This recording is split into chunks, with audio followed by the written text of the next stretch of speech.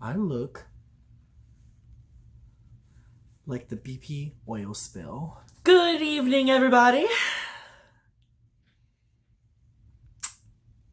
I guess we need to talk.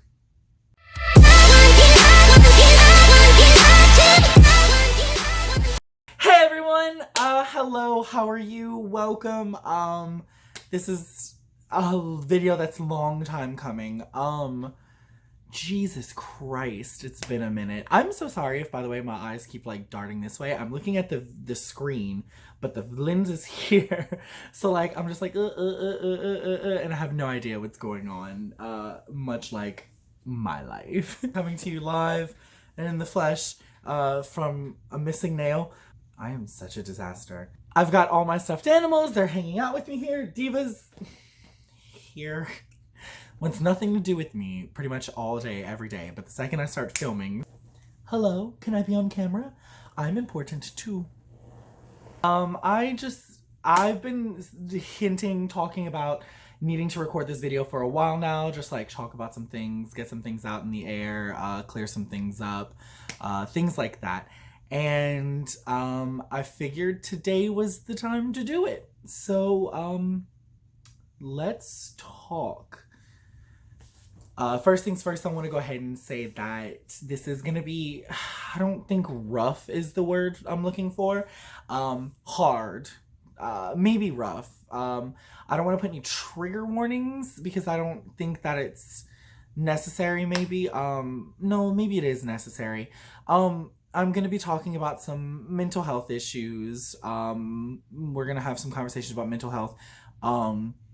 The word suicide will be thrown around, not willy-nilly, but like will be mentioned, but not in a direct actual thing.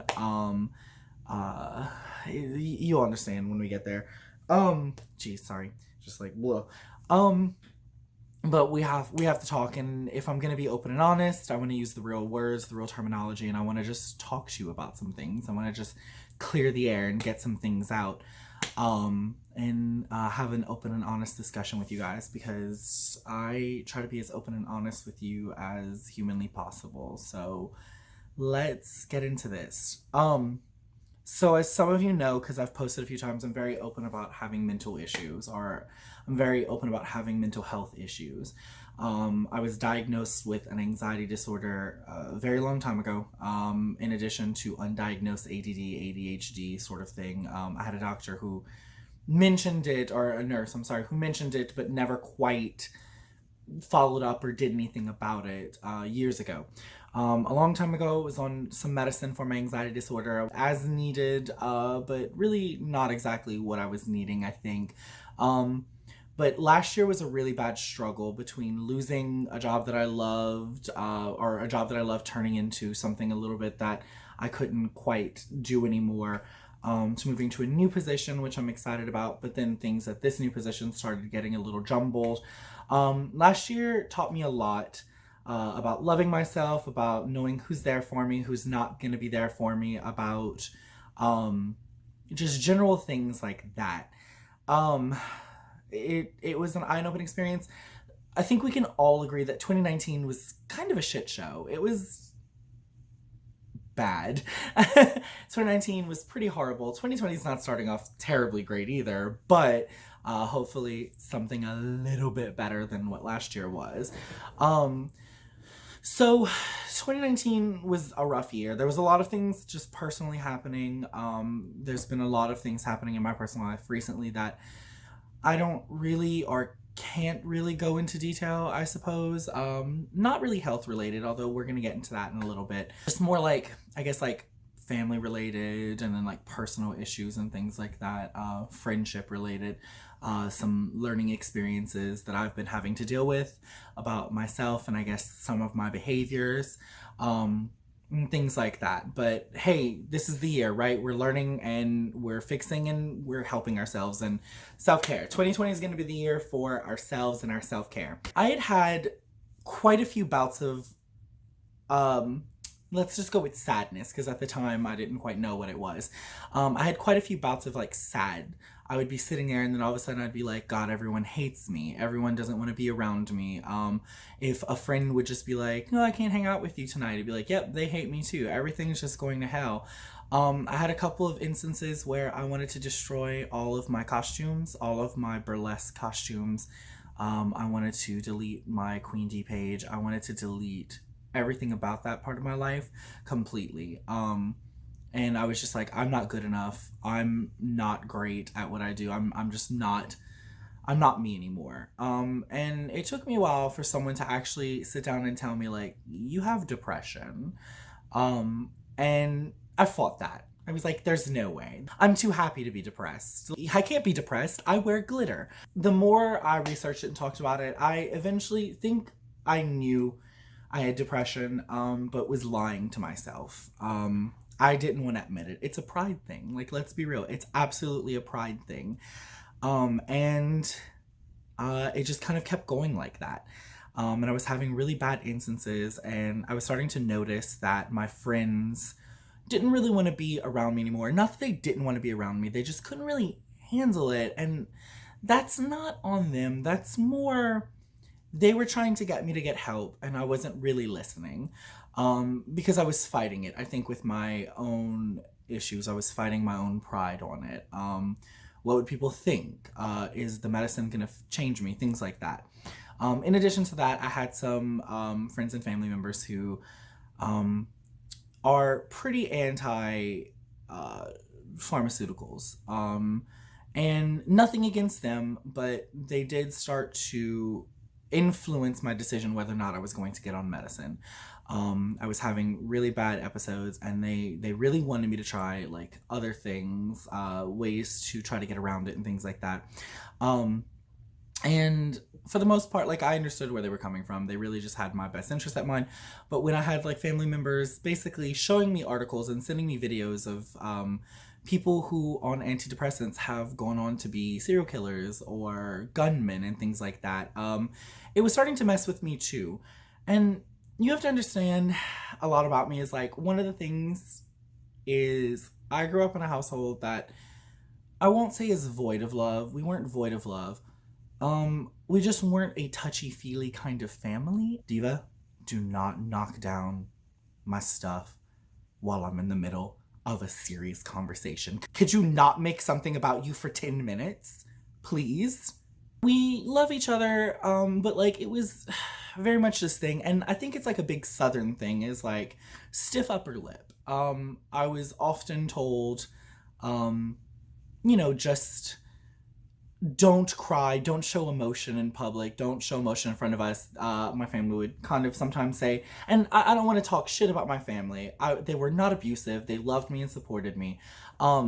They just, I think, their own emotional states, for whatever reason, one of their things is that, like, you have to handle your shit.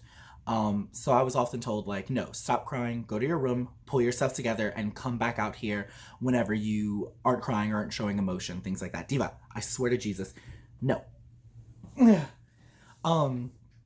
So it just happened that, like, that's sort of now my go-to, is like, I try to compartmentalize, I try to pull it together, and I try to put on like just whatever, which also fights some innate things here, which is basically like, I am a confrontational person. I like to talk about things, I like to get to the root of things, but I'm also fighting my programming, essentially, that says, like, don't talk about things, like, it won't help, sort of thing. Just like, don't show emotion, go get it together, come back, live your life, and you're okay, right?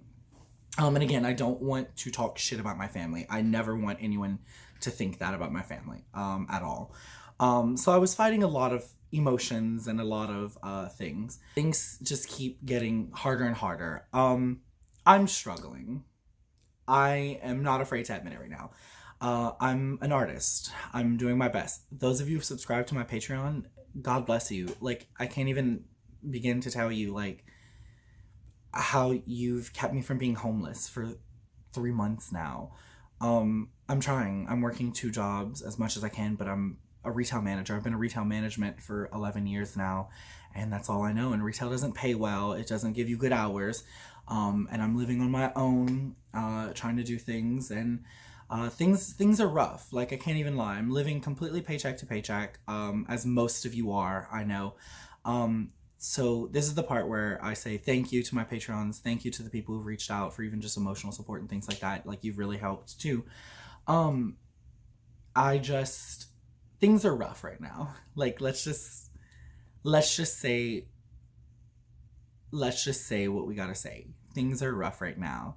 And it's gonna be okay. We're gonna get through it. We're gonna be okay.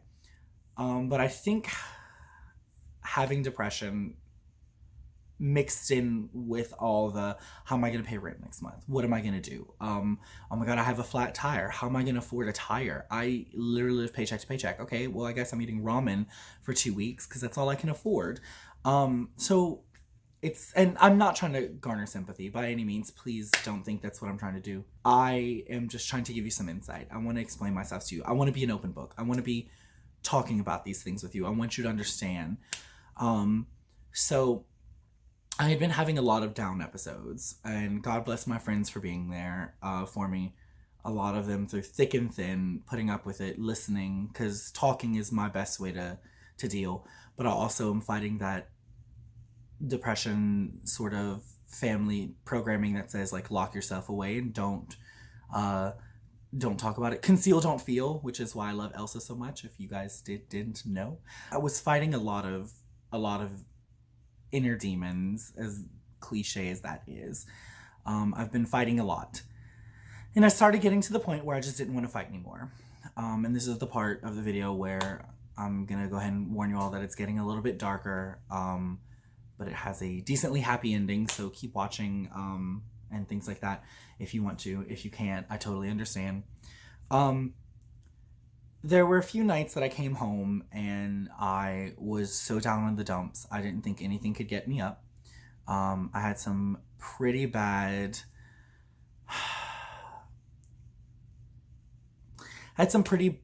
thoughts. I would call them intrusive thoughts. It wasn't ever that I wanted to die. It was always that I just wanted to stop feeling pathetic. I wanted to stop feeling like I was suffering. I wanted to stop everything that was going around me.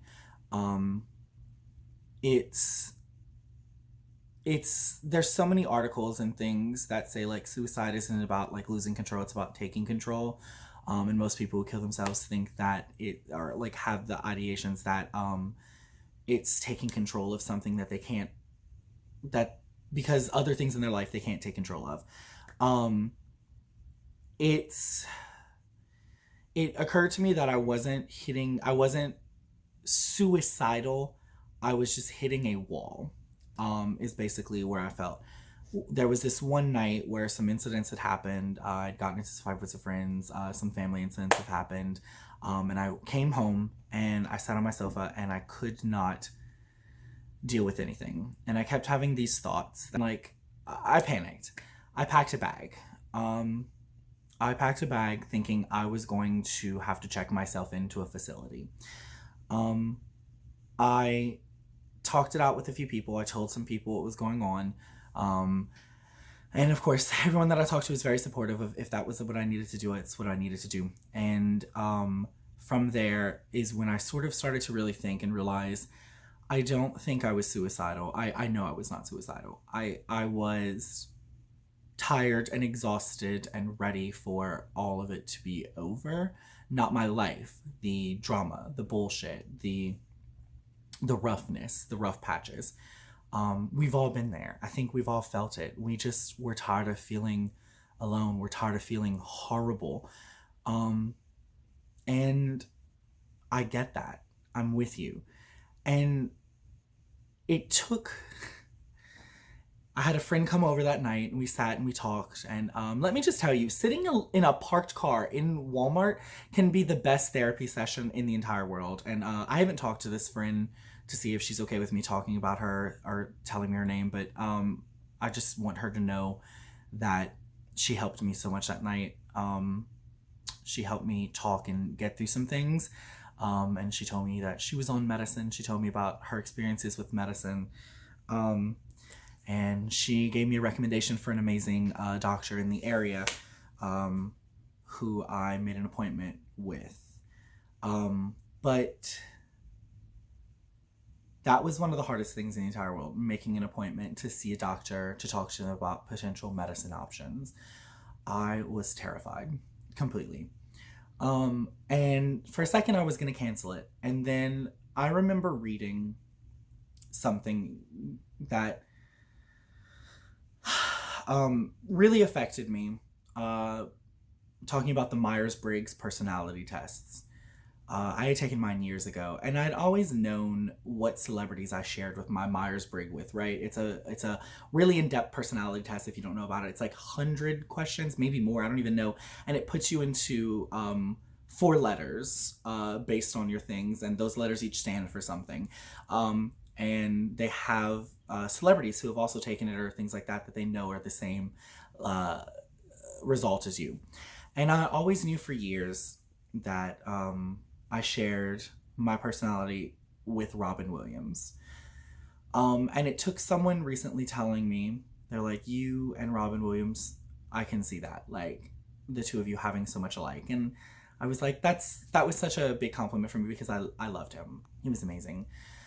And then it occurred to me, all that stuff that I've been saying, I can't be depressed. I'm wear glitter. I'm funny. I'm cheery.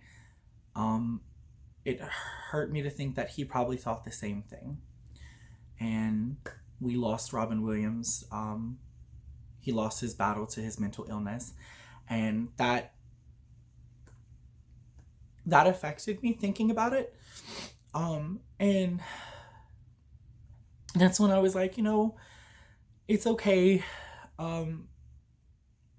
It's okay to be depressed. It's okay to have these symptoms. It's no different than needing eyeglasses. My eyes are wrong. I wear contacts. I need glasses. There's nothing really different. It's a medical condition. My body isn't producing enough serotonin. My brain is just being, and I needed help with it. And I kept the appointment. And I went to my appointment, and it was terrifying, but the doctor was amazing. She talked to me. I told her my concerns, that I was scared it was going to alter my personality. I was scared that I wasn't going to be able to experience the highs anymore, that it was going to try to level me out. I was scared about the other side effects. Not to mention, I had gone into this fairly knowledgeable. I have another friend who I'm pretty sure I can't talk about, especially because of her job, who is a mental health care professional, I guess is the best way to describe it. Although I feel like that's diminishing what she does. She's amazing. And the fact that I have her in my life as a resource is mind-blowing. I love her. And she helped me get through some stuff too. And she switched from friend mode to like actual like doctor mode and told me everything I needed to talk about. She helped me with my concerns and prepped me for seeing my actual doctor, because she obviously can't treat me because she's a friend. So I don't know if she's going to be watching, but I also want her to know thank you. And you've saved me on several occasions, and I don't know how I'm ever going to repay you on that. Like, that's just one of those things that I'll forever hold. The doctor and I talked, and she was amazing. She told me that she could tell I was a happy and cheery person. She could tell that I was full of life and energy, and she didn't want that to change. She said that she wanted that to come out more. She wanted to help. She wanted to grow that. She wanted to make sure I was okay. So we discussed medicine options. She's amazing. I can't even tell you like all the things we discussed, but she was phenomenal. And I can say now very proudly that I am on antidepressants. Very low milligram right now to start me off, just to help out, and if I need more, I need more. But I am on antidepressants, and that doesn't mean I'm any different. That means I figured out that I need help. This is a medical condition. This is not something I am able to do on my own. I tried. I wanted to do it on my own, and I just couldn't do it. That doesn't make me weak. That doesn't make me weak. I think it actually makes me kind of strong for admitting I have a problem and admitting I need help. And I'm fixing it. It's it's something that we all might have to deal with at some point, and I just want you to know it's okay. It's okay. I never thought this would be my course of action. I never thought this would be my life. Um and it's okay to think those thoughts. Just like you come down with a cold. You didn't think you were going to have a cold that week, did you? But there it is, and you have to do what's best for you and your body and your mental health. And so I needed help. I needed assistance, and I got it. And I'm on the process. I am just over 2 weeks now on antidepressants. I've already turned it into a meme. Anytime someone says anything remotely positive about me, they're like, "Oh, your makeup's cute today." I'm just like, "Thanks, it's the antidepressants." So that's been my thing. Hashtag thanks, it's the antidepressants. One of my friends joked and said I should make a merch of that, of thanks, it's the antidepressants. Which kind of is like one of those things that's like, you should be proud, like, of who you are and how far you've come. Mental illness is real. We need to fight it. Everyone, like, so many people are struggling with it. And we need to be better. We as a country need to be better. We need to figure it out. We need to get we need to get people help. Plain and simple.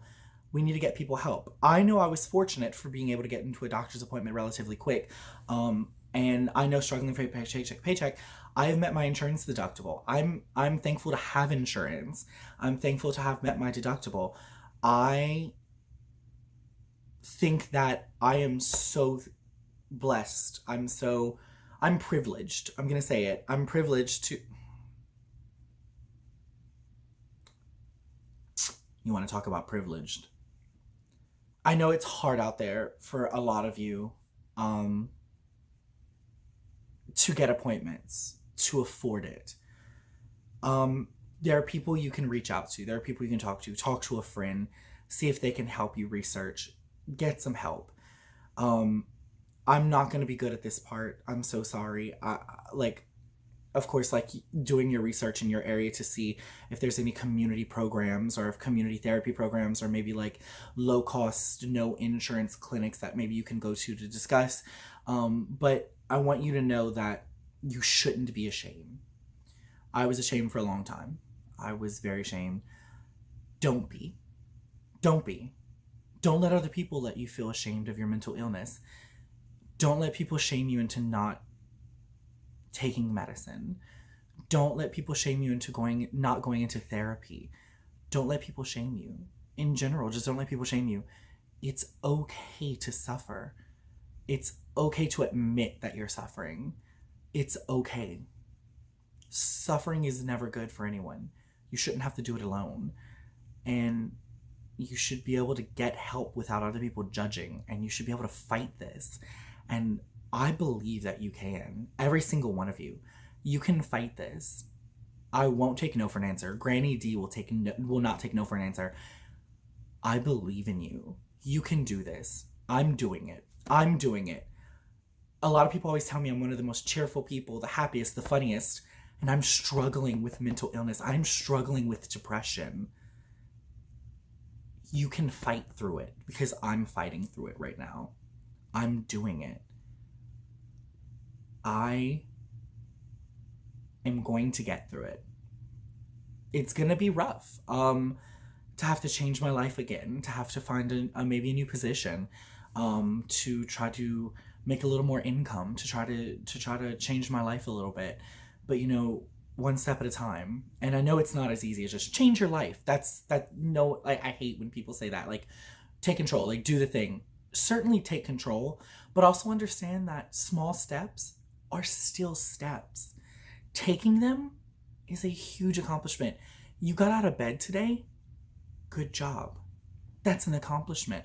Pat yourself on the back. Don't let other people diminish that. You brushed your teeth. You took a shower. Amazing. Keep going. Keep pushing. It will always get better. it will not seem like it for a long time for some of you, because it felt like that for me. It will. It's going to. Surround yourself with amazing people. Keep positive. Be you unapologetically. You will get through this. You will get through this. I love you all so much. I'm trying really hard, you guys. That's why there hasn't been videos for a while. Things have been kind of rough, because I've been struggling, but now, everything's gonna be great. Things are working. I might still be struggling recording content for you guys and posting content. I might struggle for a little bit because now I have to try to find a position. I have to try to get financially stable. I have to try really hard. I have to do that. But I also know that this is what makes me happy. So I'm going to try to keep providing you with content. I'm going to try to keep being amazing for you guys. And I'm going to try to keep pushing through to make things so that you guys have something and that I'm still happy as well. So if I'm sporadic, I apologize, but I promise it's coming. Thanks, PlayStation 4. Cat hair. Things are coming. Things are happening. I'm trying. We're gonna make it work. I have amazing friends who are here to support me. I have amazing fans. I have amazing you guys. Y'all are another family. Y'all are friends. Y'all are family. I love you all so much. Y'all are always there for me. And it's kind of amazing. So I love you all for that.